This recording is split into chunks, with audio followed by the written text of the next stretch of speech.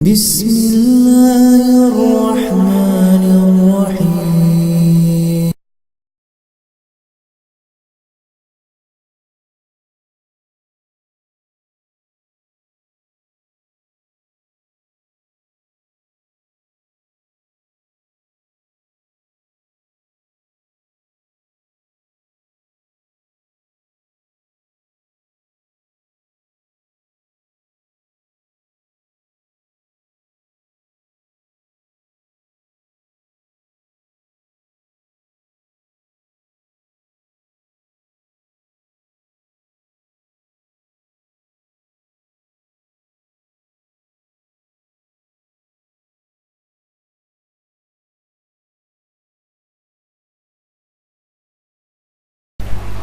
नमाज की पाबंदी ज़रूर करें, वरना वजीफ़ा असर नहीं करेगा।